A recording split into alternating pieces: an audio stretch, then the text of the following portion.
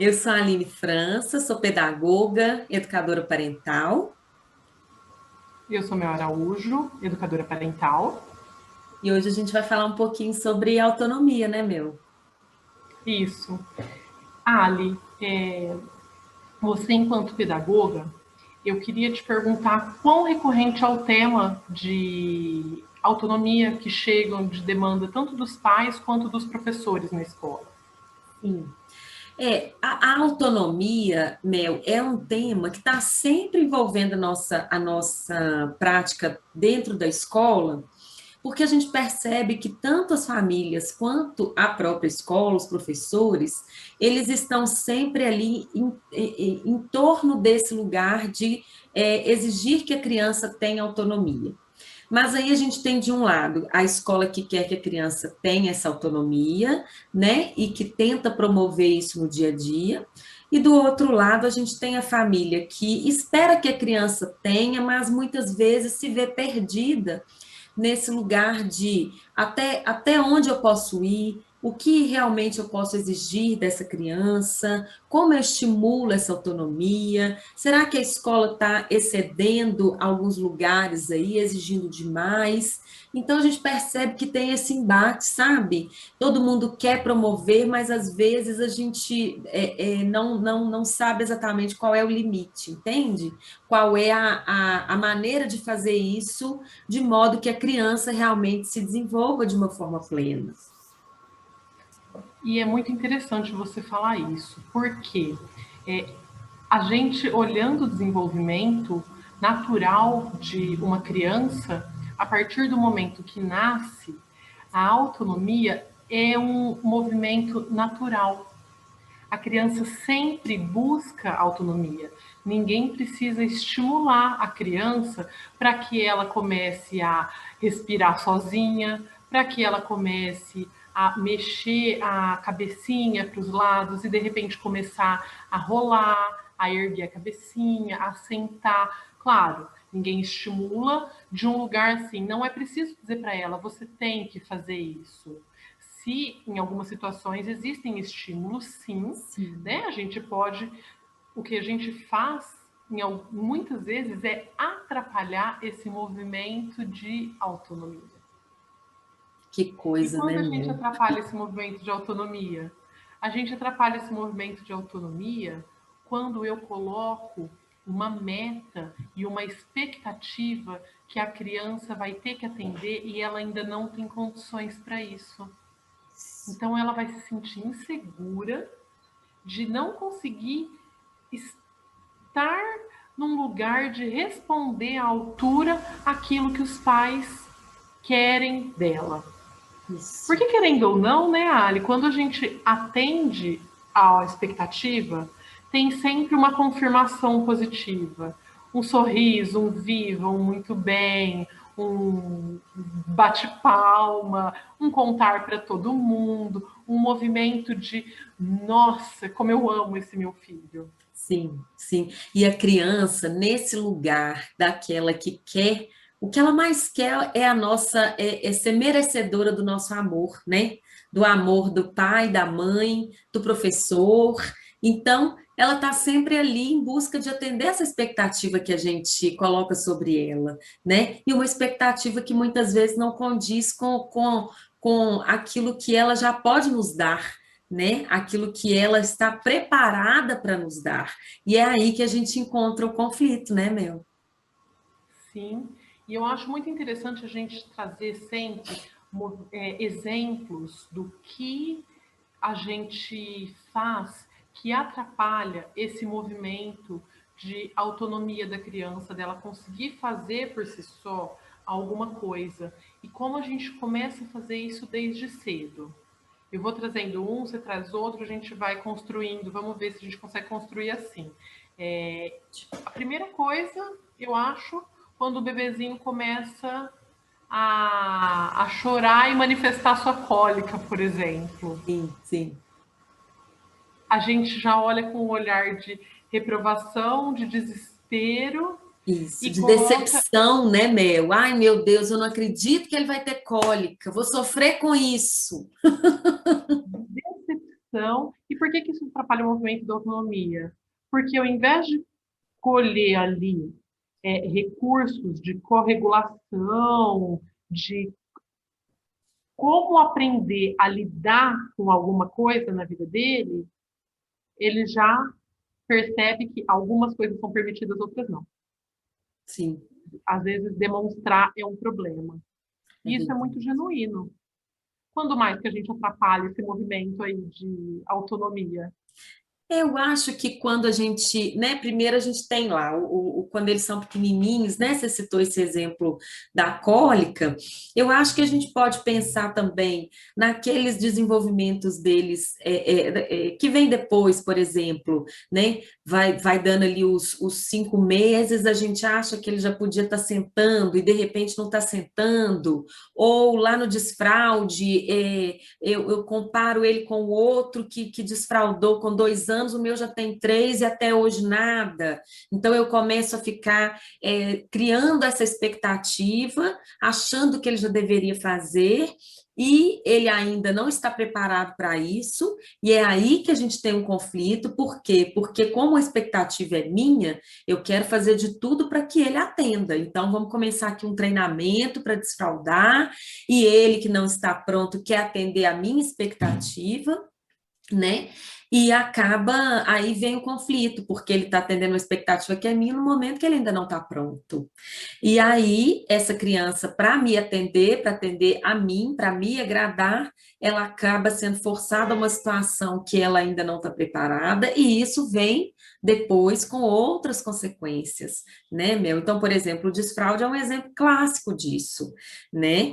E a gente sabe que o desfraude de treinamento, ele não é correto. A gente precisa respeitar o sentir da criança. Não é o adulto que escolhe quando ele vai acontecer, é a criança que vai sinalizar. Mas nós, adultos, estamos tão preocupados em ter essa expectativa nossa atendida que a gente acaba forçando uma situação, né? O Ali, você falou aí do controle de esfíncteres, né, que é um dos ritmos biológicos.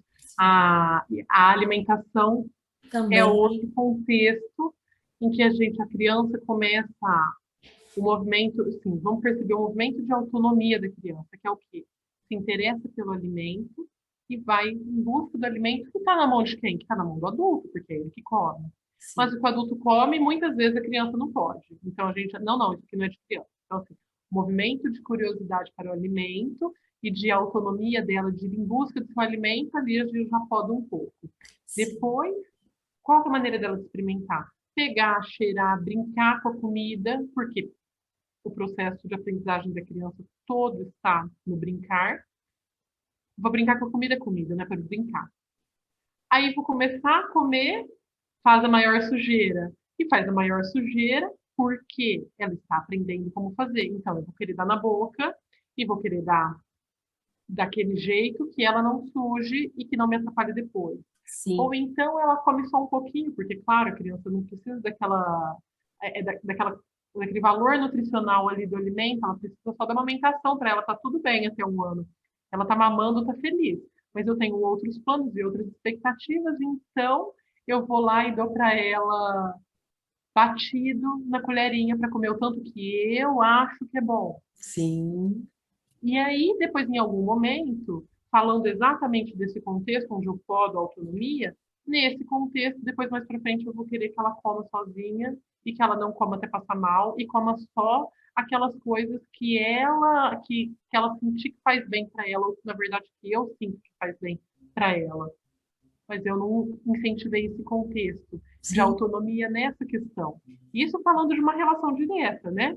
Isso. Porque a gente pode ter a relação ao contrário. Eu podo autonomia nesses contextos aqui e a criança depois não quer fazer lição de casa sozinha, É verdade. não quer ficar no escuro, não quer dormir sozinha, não quer ajudar nas tarefas. Exatamente, a gente acaba querendo a gente acha que a gente está ali preservando essa criança de outras situações, quando, na verdade, a gente está ali o tempo todo preocupado em atender às nossas demandas, às nossas necessidades, igual você falou, é a demanda do lugar limpo, é a demanda da rapidez para ela se alimentar, é a demanda minha, porque eu coloquei ali que ela tem que comer essa quantidade, porque eu acho que essa quantidade é que é boa para ela. E nisso tudo, a gente vai impedindo que a criança se expresse, que o sentir dela seja respeitado, que ela desenvolva essa autonomia que a gente tanto quer que ela tenha daqui a pouco. Então, essa prática, principalmente nos primeiros meses, ali nos primeiros anos de vida, na primeira infância, até os 7, né? Ela não condiz com as expectativas de autonomia que a gente tem para daqui a pouco, porque a gente está ali o tempo todo medindo o desenvolvimento dela pelo que eu quero, pelo que eu espero, né? Então, Mel, eu acho que uma orientação importante para os pais nesse momento é isso.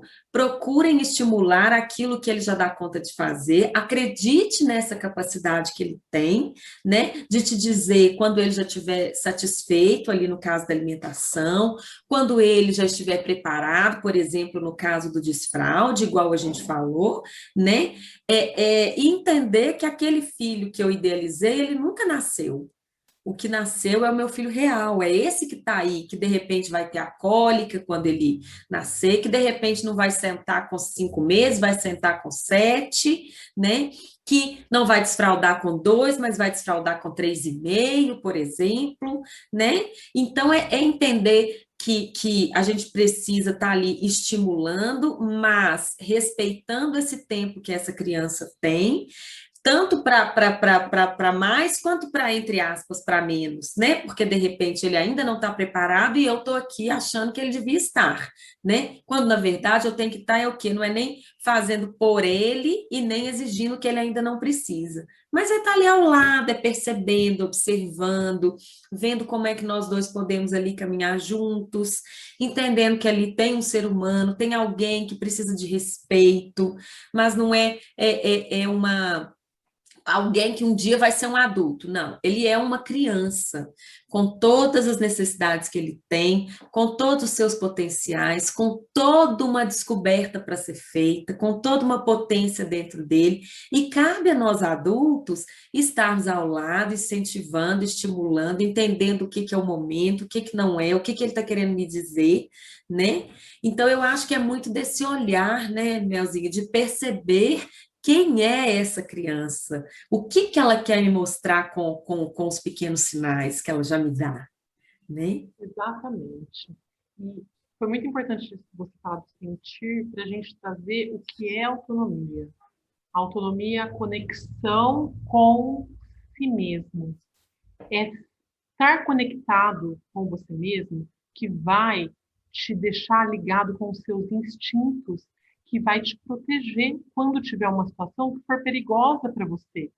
Sim, E perfeito. se eu, em algum momento, dou informação para o meu filho de que é errado ele sentir aquilo que ele está sentindo, ele vai tentar se desconectar disso para manter o vínculo comigo, ele se desconecta do que ele sente, que é desconectar dele mesmo, que é perder essa autonomia. E Isso. depois ele não vai ter mais na frente.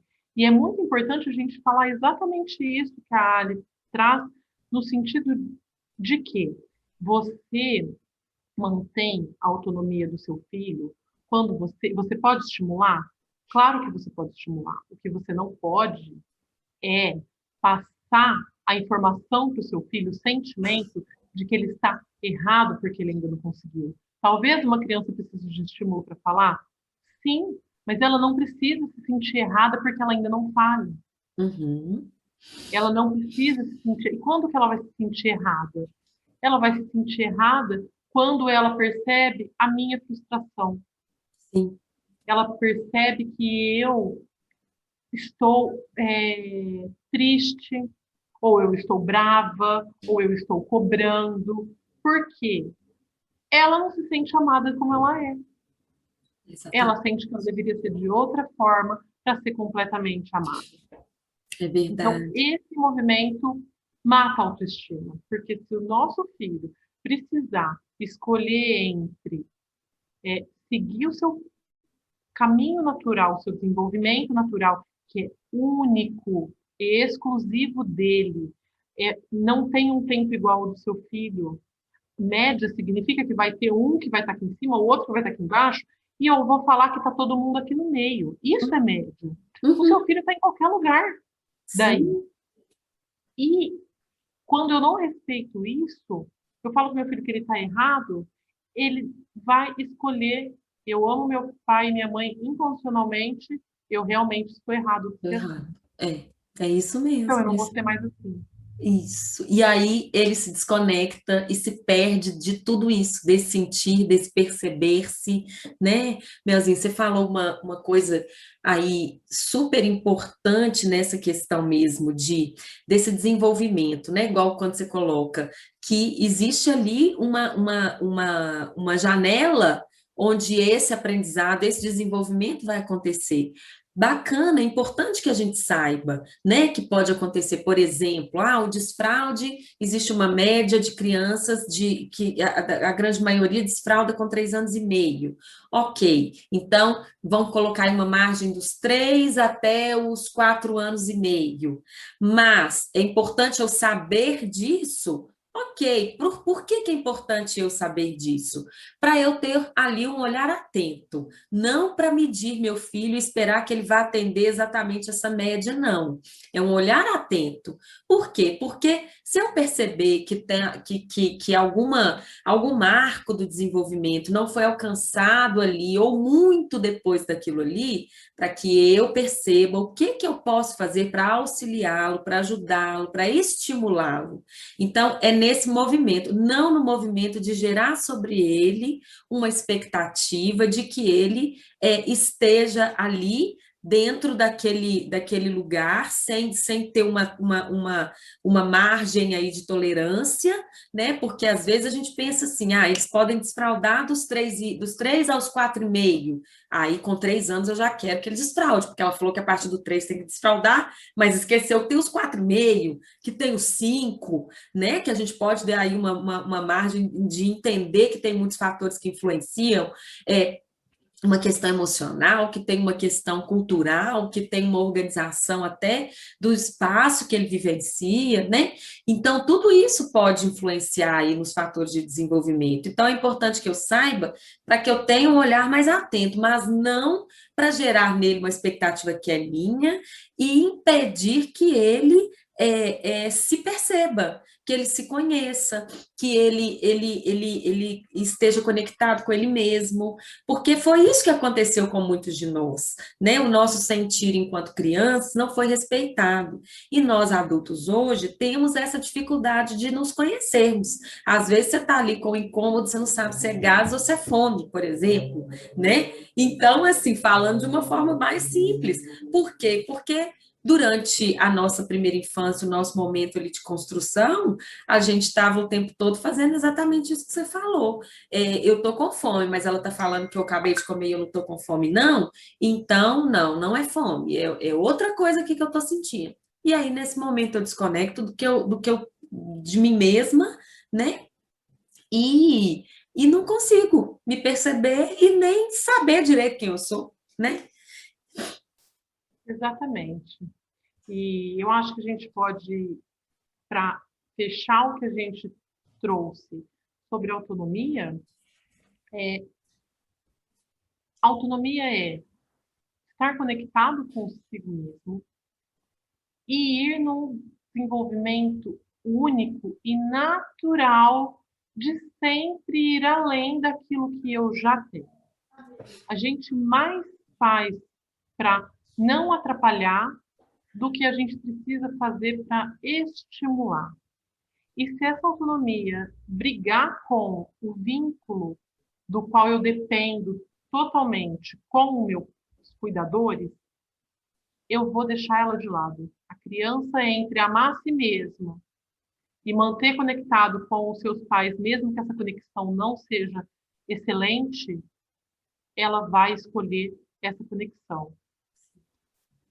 E eu acho que a gente precisa sempre observar ali como que eu, no vai depressa, vai devagar, faz assim, faz assado, ou não faça desse jeito, não pega aí que você não consegue, não vá ali que você não pode, não mexa aqui que não é seguro. Então, todos os não, os arbitrários ou os direcionamentos para fazer do meu jeito atrapalham essa busca de autonomia, porque a criança sente que isso não é legal. Uhum, uhum. É isso mesmo, perfeito, meu. Acho que essa é a mensagem que a gente queria passar, né? Vamos observar, mas respeitando esse desenvolvimento deles, respeitando o sentir deles, estimulando, mas sem se preocupar em colocar sobre eles expectativas que não precisam ser colocadas, porque não são deles, são nossas, né?